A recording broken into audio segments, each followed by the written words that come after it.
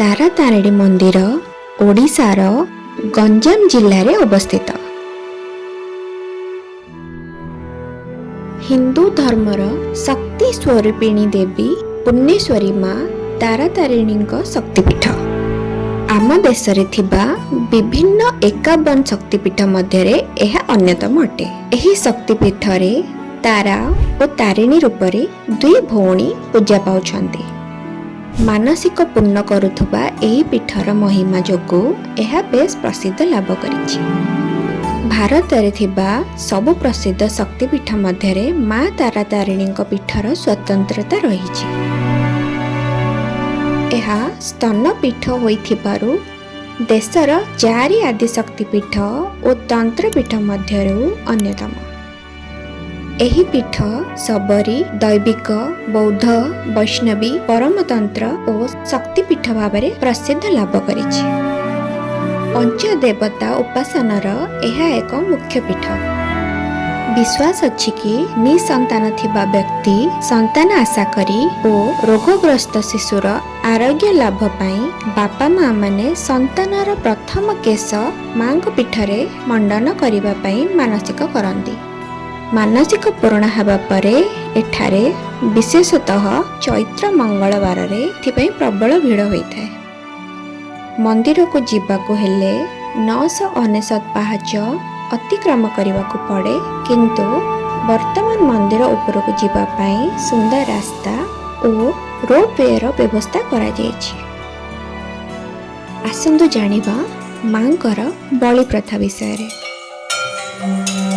ମା ତାରାତାରିଣୀ ପୀଠରେ ଅତି ପ୍ରାଚୀନ କାଳରୁ ବଳି ପ୍ରଥା ପ୍ରଚଳନ ଥିବାର ସୂଚନା ମିଳେ। ମଧ୍ୟଯୁଗରେ ଶହ ଶହ ବର୍ଷ ଧରି ବଳି ପ୍ରଥା ପ୍ରଚଳନ ଥିବାର ଜଣାଯାଏ। ପ୍ରତ୍ୟକ୍ଷଦର୍ଶୀଙ୍କ ବିବରଣୀ ଅନୁଯାୟୀ ବିଂଶ ଶତାବ୍ଦୀର ଆରମ୍ଭରେ ବର୍ଷ ସାରା ମଙ୍ଗଳବାର ଓ ସଂକ୍ରାନ୍ତି ତିଥିରେ ମାଙ୍କଠାରେ ବହୁଳ ସଂଖ୍ୟାରେ ଛାଗ ବଳି ଦିଆଯାଉଥିଲା। ମୁଖ୍ୟତଃ ଚୈତ୍ର ମାସର 4 ଗୋଟି ମଙ୍ଗଳବାରରେ 10,000ରୁ ଅଧିକ ଛେଳି ଓ ବୋଦା ବଳି ଦିଆଯାଉଥିଲା। ପାହାଡ଼ ଉପରୁ ବହୁ ସଂଖ୍ୟକ ବଳି ଦିଆଯାଉଥିବାରୁ ଏହା ଉପରକୁ ଯାଉଥିବା 999 ପାହାଚ ରାସ୍ତାଟି ରକ୍ତର ସୁଅରେ ଲାଲ ହେଇଯାଉଥିଲା। ମହାତ୍ମା ଗାନ୍ଧୀଙ୍କ ବିରୋଧ ପରେ ବ୍ରିଟିଶ ସରକାର ଏହି ପ୍ରଥାକୁ ବନ୍ଦ କରିଦେଇଥିଲେ। ଏବେ ମାଙ୍କୁ ଆମିଷ ନୈବେଦ୍ୟ ଦିଆଯାଉଛି ଓ ତମ୍ବା ପାତ୍ରରେ ପଇଡ଼ ପାଣିକୁ ମଦ୍ୟ ରୂପରେ ମାଙ୍କୁ ଅର୍ପଣ କରାଯାଉଛି। ଏବେ ଜାଣିବା ମାଙ୍କ ପୂଜାବିଧି ବିଷୟରେ। ମାଙ୍କର ପୂଜାର୍ଚ୍ଚନା ପ୍ରତ୍ୟୁଷରୁ ଆରମ୍ଭ ହୋଇଯାଏ।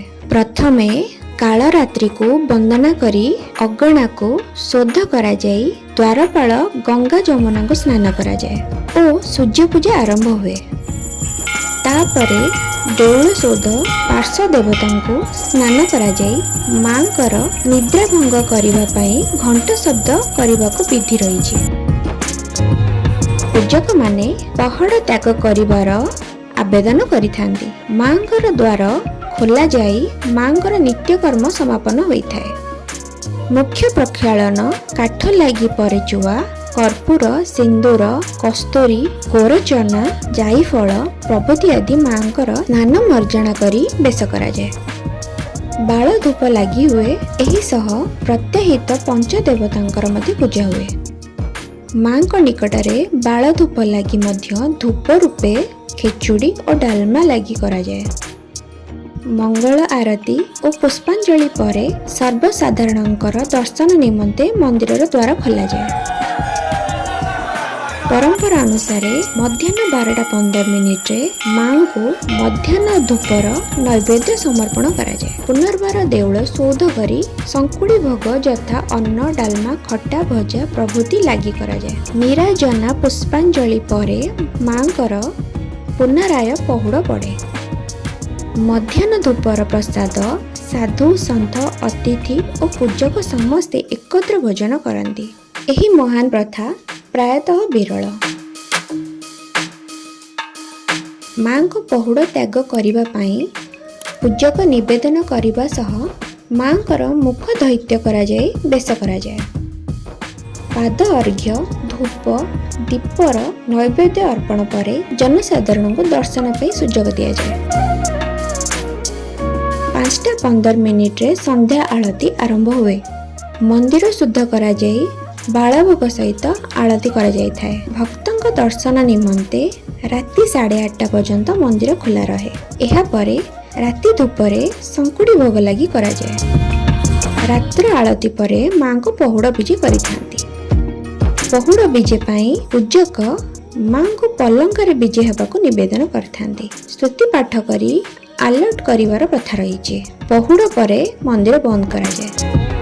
एही पूजा विधि रे केतेक स्वतंत्र दिवस तथा उत्सव और जानी यात्रा उपलक्षे किछि परिवर्तन देखा जाए। दैनिक रात्रि रे मां निकटरे चंडी पाठ और जाग यज्ञ मध्य करा जाय थाए। मांकर समस्त पूजा माली करिवार विधि रही, किंतु घृत यज्ञ मंदिर पुरोहित करती। आसंतु जानिबा तारातारिणी मंदिरर इतिहास और किंवदंती कौन सब रही। सत्य युगरे दक्ष प्रजापति कन्या सती पिता अनिच्छा सत्वे से शिव को विवाह करथिले। थरे दक्ष प्रजापति एक विराट यज्ञर आयोजन करथिले और एथिरे से समस्त देवादेवी को निमंत्रण करथिले। दक्ष राजा शिवंकर श्मशान रे वास करिबा विचित्र वेशभूषा को नापसंद करुथिले।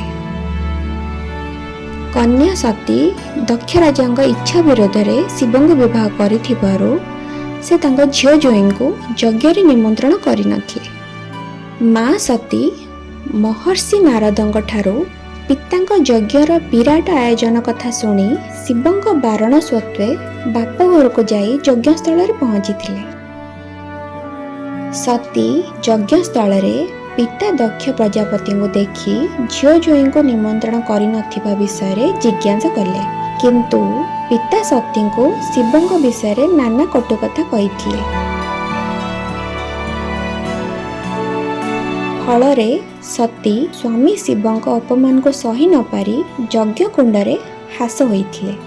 एही दुसंवाद पाई शिव क्रोधान्वित हेले संगे संगे यज्ञस्थल रे पहुंची दक्ष राजांक शिर छेदन करथिले और यज्ञस्थल को ध्वंस विध्वंस कर देथिले।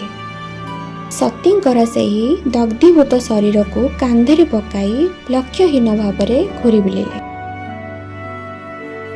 शिवंक बिना सृष्टिर परिचालना असंभव जानी भगवान विष्णु सुदर्शन चक्र द्वारा शिवंक कांधरे थिबा सती को दग्धीभूत शरीर को खंड खंड कर देथिले। सतींक पिंड 51 स्थान रे पड़िथिला और 51 स्थान रे 51 शक्तिपीठ सृष्टि होइथिला और सतींक बक्षज तारातारिणी पीठरे पड़िथिला। तेणु सतींक बक्षजरु तारातारिणी दुई भौणी सृष्टि होइथिला।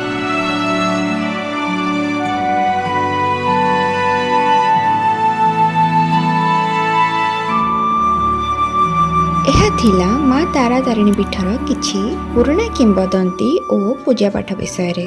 एबे सरकार भक्त मानक पई तारातारिणी पीठटी को खूब सुंदर कर देइछंती। आपण वीडियो माध्यम रे देखि पारुथिबे। आपण भी गंजाम जिल्ला रे थिबा मांकर एही प्रसिद्ध पीठटी को आसंतु और मां को आशीर्वाद रे समस्त भलरे रहंतु। एहा ही मो मां को पाखरे कामना। आशा करूची वीडियोटी बहुत भल लागिथिबो। आगामी दिन गुड़िकर मु बहुत भल कंटेंट आनीपे एथि आपन समस्त सपोर्ट निहाती दरकार। तो प्लीज वीडियो को लाइक शेयर एंड सब्सक्राइब करंतु एंड कमेंट रे भी जणांतु वीडियोटी केमती लागिला। Thank you.